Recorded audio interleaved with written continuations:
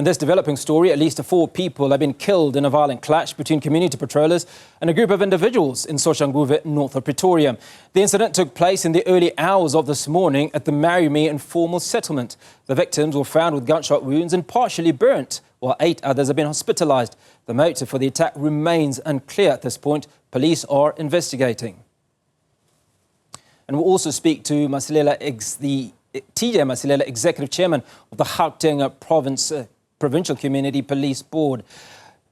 Very good morning. Good to speak to you. Just walk us through some of these challenges. What's transpired? Just how much information do we know?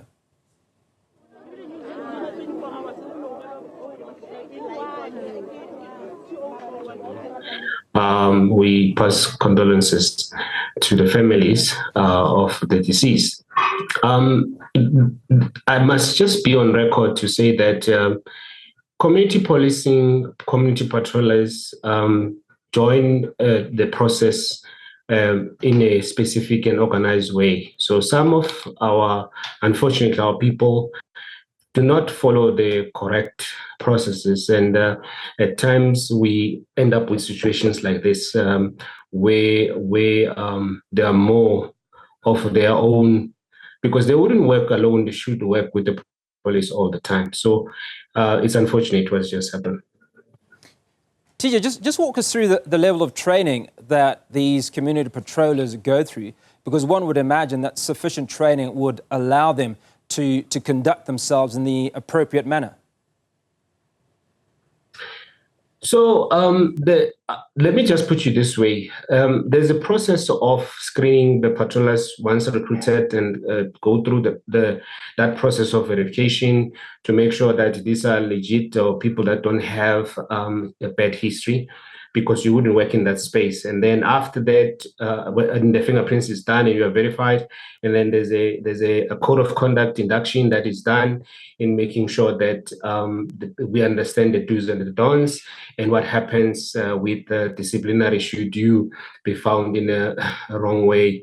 But what is important is that this is established in terms of the SAPS Act, and they will work with the police. The training is done by the police, obviously at the request of a particular CPF at the station level, and then obviously we are also helping with that.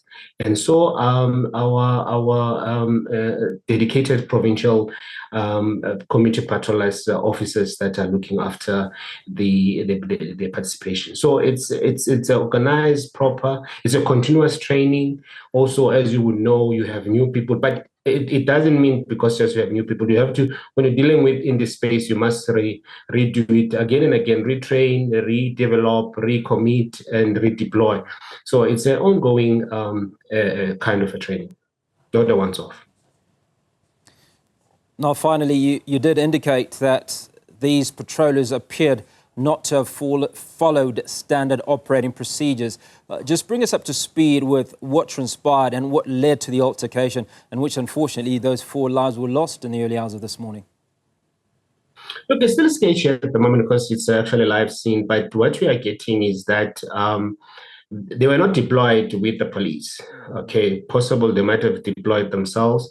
There's some allegations that these patrollers, some of them, 2 of them actually were in the process of joining the CPF after being encouraged by the local CPF. The rest are not patrollers of the CPF, but they were deployed. They deployed themselves by the look of things, and obviously there are some allegations that they were also extorting some money from the foreign spaza shops, or it's still an allegation for now, but there is a allegation that says that. Now, in our space, you wouldn't have our people doing that. If we do found you in that space, you will be prosecuted, and obviously we'll get rid of you from our programs.